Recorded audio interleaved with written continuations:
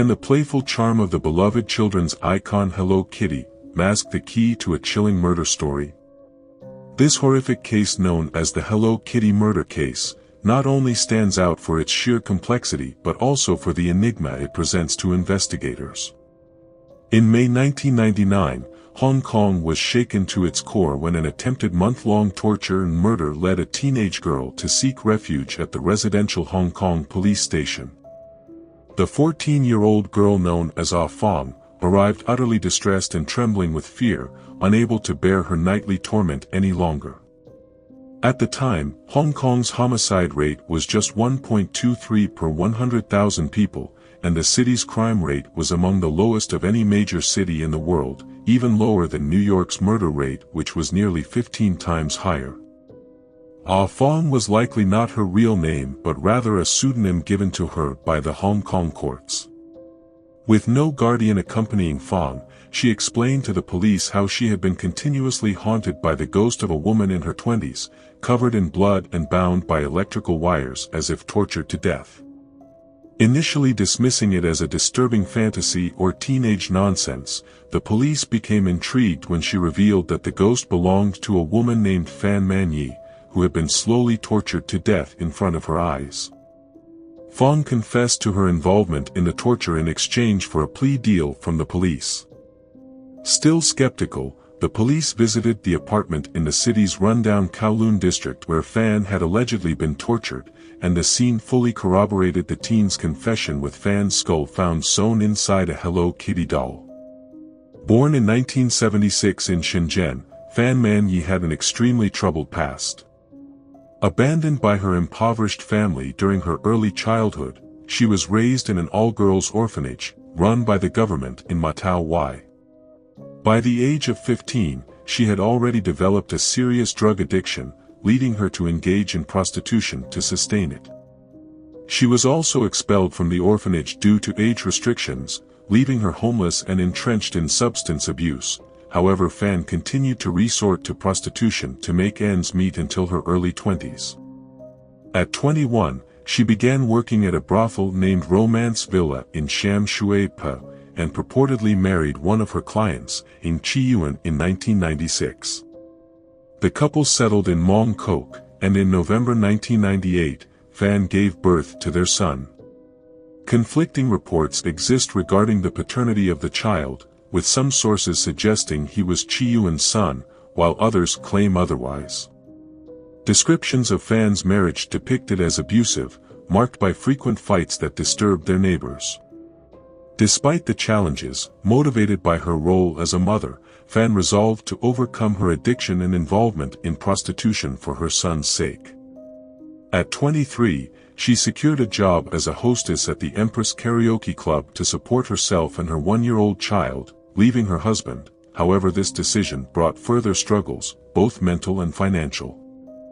While working at the nightclub, Fan encountered Chan Man Lok, a 33-year-old pimp and notorious drug dealer.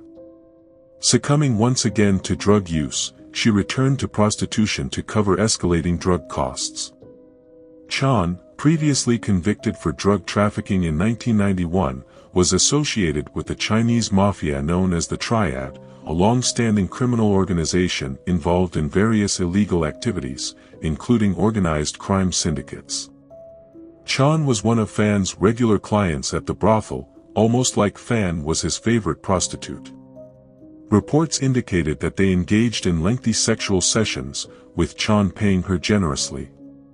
Some accounts suggested that Fan was fully aware of Chan's affiliation with the Triad. However, despite this knowledge, she continued to engage in prostitution with him as a means of survival for herself and her child.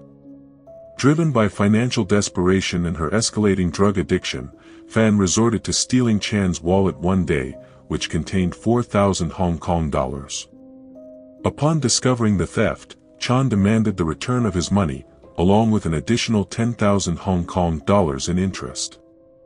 Feeling deeply threatened, Fan returned the stolen money but pleaded for time to repay the interest, a sum she knew she could never afford.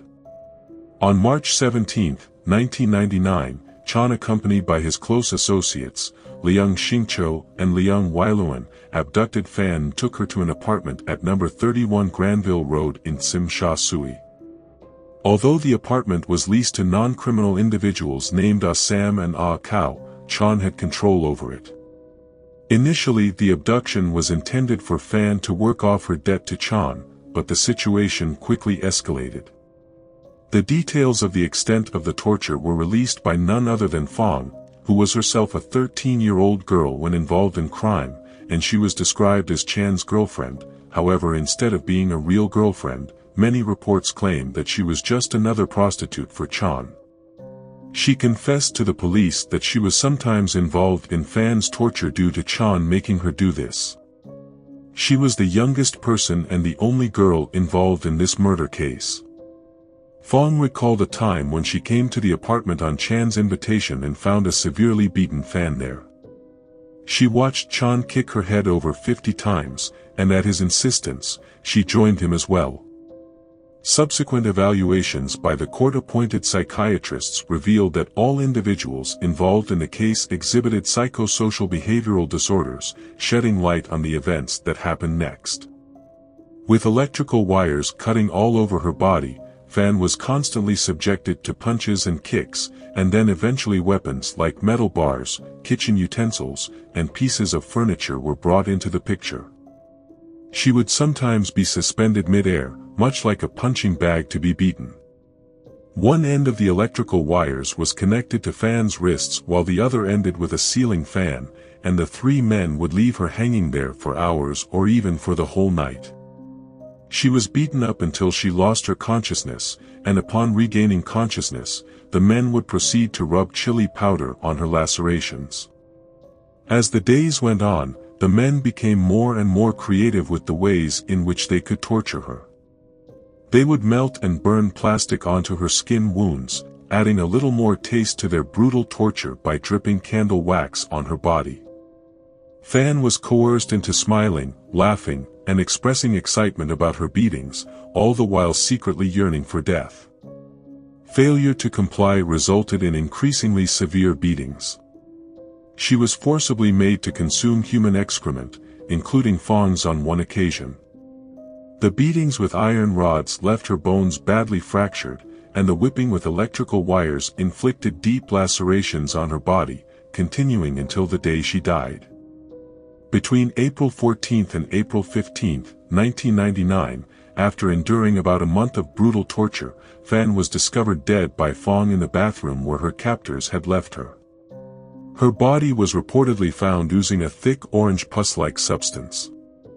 Medical analysis suggested that Fan may have succumbed to her deadly wounds overnight. However, what followed next was the actual nightmare. The three men dragged Fan's lifeless body into a bathtub and began to dismember her with a handheld saw. In order to remove flesh from the bones, they decided to boil her body parts in pots until the flesh was soft enough to peel off, leaving only bones behind. The pots they used for this purpose were the same ones they used for cooking their meals. Sometimes they even boiled her body parts right next to the stove where they were cooking. Once all the skin, tissues, and muscles were completely boiled away, they proceeded with their gruesome act.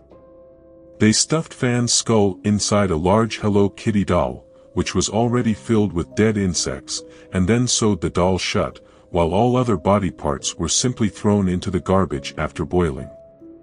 The only remains the police could find included the skull, a tooth, and some of her internal organs allegedly found in the perpetrator's fridge. During the initial survey of the apartment by 3 police officers from the Yau Ma Tei Police Division, the entire apartment, from bed sheets to pillow covers and even curtains, was found to be adorned with happy smiling Hello Kitty memorabilia. Further investigation led to Chan's arrest. He was found living with his wife Ah Pui, and their newborn child in an apartment in the Shek Ning section of Shek Lei Estate. Police raided their apartment on May 28, initially suspecting Pui's involvement in the crime, but later she was set free, due to a lack of evidence. On February 14, 2000, one of Chan's partners, Liang Weiluan, was arrested in mainland China. Due to the absence of a body for examination and insufficient evidence, the true cause of Fan's death was never confirmed. As a result, the three men were convicted of manslaughter instead of murder. They were each sentenced to life imprisonment, with the court mandating psychiatric evaluations for all of them. The psychiatrist unequivocally described the three men as remorseless, and in the words of the Hong Kong justice system, never in recent years has a court in Hong Kong heard of such cruelty, depravity, callousness, brutality, violence, and viciousness. On June 3, Fan's skull was positively identified through forensic analysis using the photo overlapping method, conducted at Lockhart Mortuary, and the apartment building where this horrific crime occurred was demolished in September 2012. This shocking incident inspired a 2001 Hong Kong movie titled, "There is a Secret in My Soup," which dramatized the Hello Kitty murder case. It remains one of the most unsettling and chilling murder cases in the annals of criminal history, prompting profound questions about the essence of humanity itself.